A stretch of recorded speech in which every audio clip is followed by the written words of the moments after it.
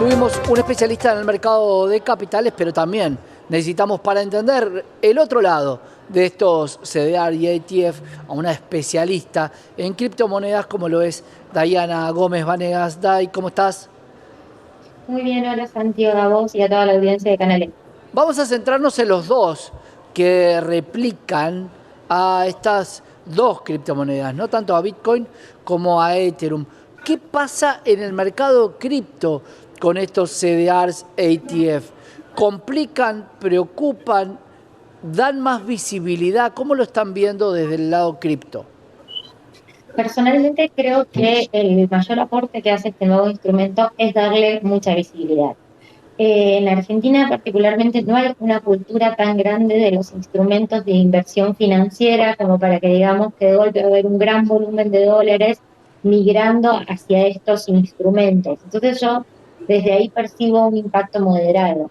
Si bien Argentina tiene una gran comunidad, más o menos la 13 a nivel global de tenedores de cripto, y ocupa el primer lugar en América Latina con 91 mil millones de dólares versus Brasil, que por ahí tienen los intercambios oficiales 90 mil millones de dólares, según Chain Analysis, en el trayecto que iba de junio 2023 a julio 2024.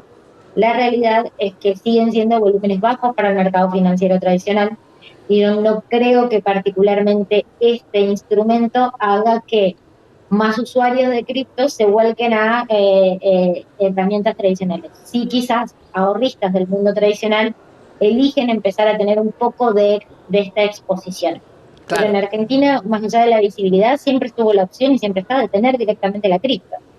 Claro, no quisiera quedarme afuera desde el mercado centralizado de poder invertir en esta moneda que al parecer 2025 va a tener muchos cambios, no sé si tanto en precio, pero sí en la aplicación, en la política. ¿Cómo estás viendo el 2025 para el Bitcoin?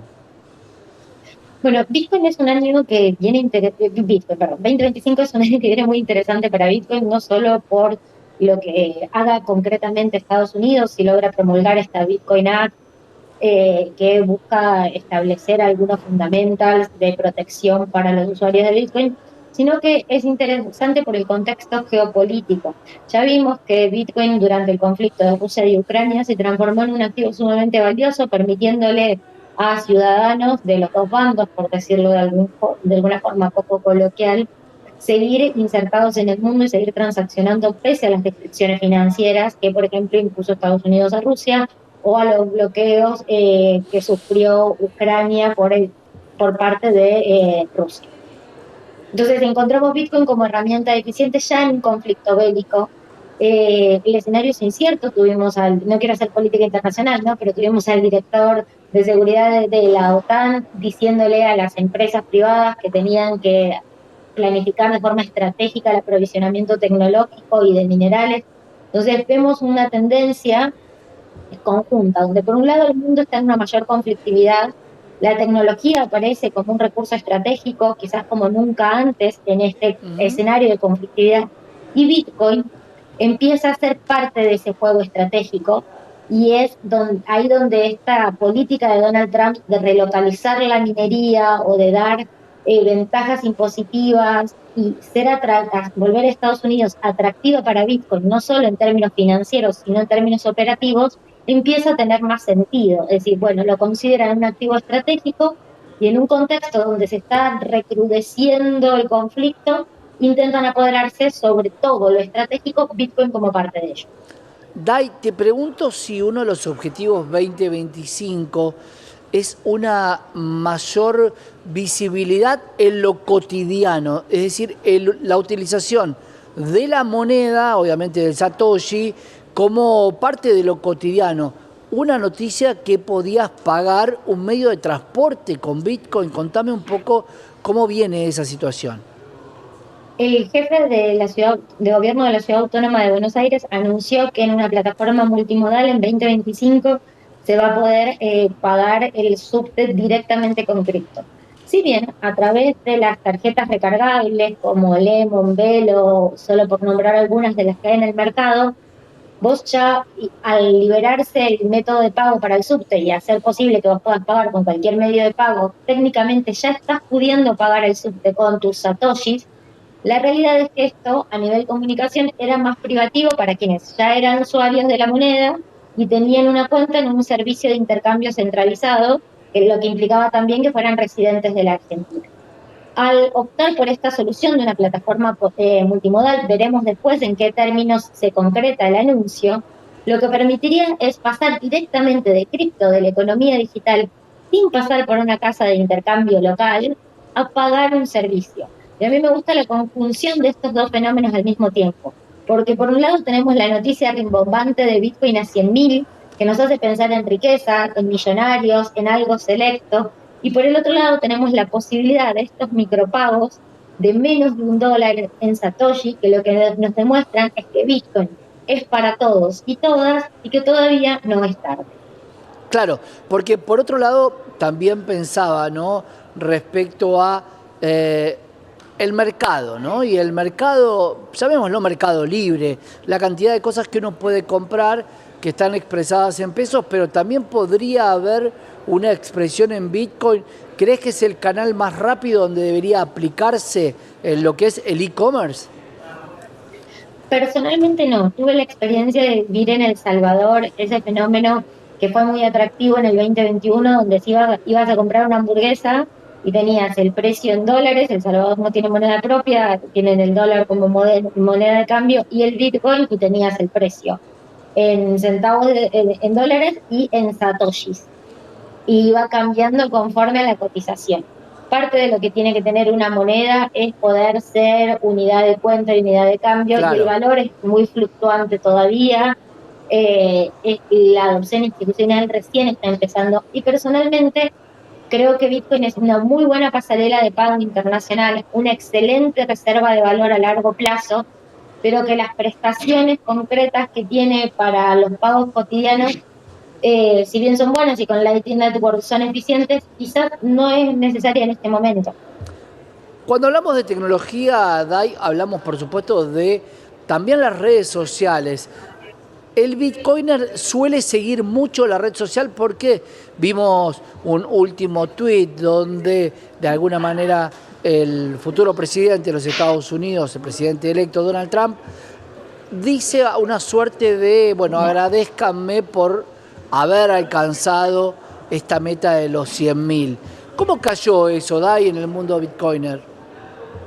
Yo creo que se lo toma como todo lo que viene de Trump, un poco con humor y otro poco con ironía. A los bitcoiners de suyo, a los más maximalistas y por ahí menos partidizados, de corte anarquista, inclusive corte criptoanarquista, no les hace mucha gracia en general la intervención estatal en el futuro de la moneda. Es tipo, si no querés romper, no toques y estamos bien.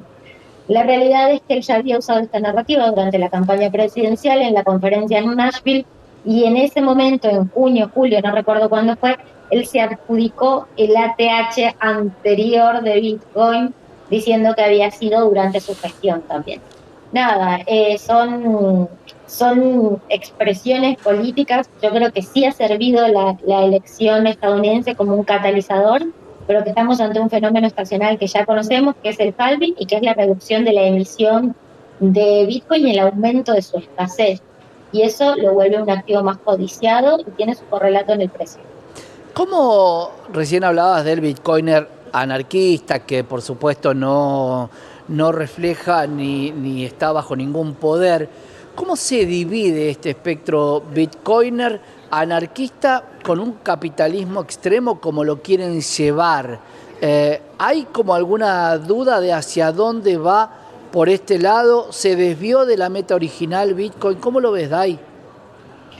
Es una discusión que se plantea. Por un lado, cuando salió lo de los ETF de Bitcoin, había muchos que festejaban porque presumían que iba a haber esta inyección de liquidez que repercutiera en una alza de precio, como lo ha hecho. Y por el otro lado, la sensación de que esto de alguna forma es un troyano y está habiendo una apropiación de los medios hegemónicos de esta herramienta. Yo creo que son batallas que todavía están abiertas, al igual que la batalla de Internet. Cuando Internet surge, primero era un lugar para que se expresaran los outsiders, para que los que no tenían acceso a la prensa, a divulgar información, los blogueros, todos se comunicaran y comunicaran sus verdades. Y luego lo que pasó que cuando se corporativizó, los primeros en tener buenos sitios web fueron los canales de comunicación masiva y los bancos. Y luego volvió a decantar en las redes sociales y son los ciclos de la tecnología y de apropiación del usuario. En este Claro, momento estamos en una institucionalización, veremos a dónde va. ahí tocaste un tema que no es menor, que es bancos, porque claro, hoy el dólar MEP, el dólar ya no llamado bolsa, porque en realidad era el dólar bolsa, el dólar que las agentes de bolsa, los ALIX, pregonábamos para poder pasar de un bono a otro y quedarte con dólares, hoy prácticamente es un instrumento financiero que está en los bancos. ¿Crees que 2025 va a haber bancos que ofrezcan Bitcoin a sus clientes? En Estados Unidos ya está pasando, Wells Fargo está ofreciendo bitcoins a su cartera de clientes, a cierto tipo de clientes, pero lo está ofreciendo en su cartera desde el mes de mayo más o menos, después de la aprobación de los ETF. Ya hay distintos bancos con autorización para hacer ese tipo de transacciones. Argentina parece querer seguir esa tendencia y seguramente estaremos viendo novedades al respecto. Pero yo creo que son instrumentos que tienen su lógica en algunos sistemas monetarios, como en el de Estados Unidos, que tiene otro sistema previsional también que obliga a los sindicatos a invertir el dinero de la caja de sus aportantes, que quizás no tiene el mismo impacto ese tipo de medidas acá, porque políticamente nuestra institucionalidad es otra y nuestros sindicatos no tienen esa necesidad. Claro, hablando de exchange, los bancos locales deberían hacer mucho para convertirse en mercados cripto. Los bancos locales son problemas regulatorios. Creo que a nivel técnico Argentina tiene una gran comunidad cripto y tiene mucha gente con experiencia en exchange, o sea, si quisieran hacerlo, creo que hay mano de obra local como para poder hacer ese tipo de operatorias. Y no veo una imposibilidad técnica, creo que son problemas regulatorios y jurídicos que hay que ver hasta qué punto se les permite a las entidades bancarias transformarse en proveedores de activos digitales y viceversa. Claro, porque hablamos de entidades bancarias, pero actividades bancarias hacen otros, como el e-commerce, por ejemplo, que nada tenían que ver con los bancos, sin embargo hoy están autorizados a recibir dinero, a prestar dinero, ¿por qué no a comprar alguna cartera de acciones? Como en algún momento lo dije, ¿no? Poder operar desde la plataforma donde tienes tu dinero para poder comprar cualquier activo local o para poder comprar Bitcoin. Me parece que eso es lo que vamos a ver, Dai, seguramente en el 2025. El año pasado hubo una prohibición expresa de hacer eso. Las billeteras digitales habían empezado a vender dólar cripto y criptoactivos y hubo una prohibición expresa de hacerlo y retrotrajeron hacia atrás. Sin contar el famoso caso de Galicia, que lo anunció y luego lo abrió para sus clientes y luego lo tuvo que retirar. Entonces a esto voy. A nivel operativo es fácilmente o más o menos instrumentable. A nivel regulatorio hay que ver qué está viendo el regulador y quede bien en la mejor protección de los usuarios. El año pasado para la Comisión Nacional de Valores, para el Banco Central de la República Argentina, eran activos de alto riesgo, no recomendados, con alta volatilidad y con un dudoso origen. Hoy todo cambió, Dai, por eso lo digo. Yo sigo pensando que son activos de alto riesgo y de altísima volatilidad y que merecen cuidado y atención, no tanto por parte del usuario, sino de las empresas que los gestionan y que deben estar regulados quienes proveen servicios con criptos, no las criptos, quienes proveen los servicios y quienes en definitiva reciben los bienes y el capital de las personas. Sin Pero duda. eso es una discusión totalmente diferente a si el activo es bueno o malo en sí mismo. Sin duda, Dai, además de esta manera evitamos la gran cantidad de estafas que hay o de gente que confía en lugares que no son los correctos. Para eso están los especialistas como vos. Gracias, Dai. Muchas gracias, Santi. Muchas gracias a la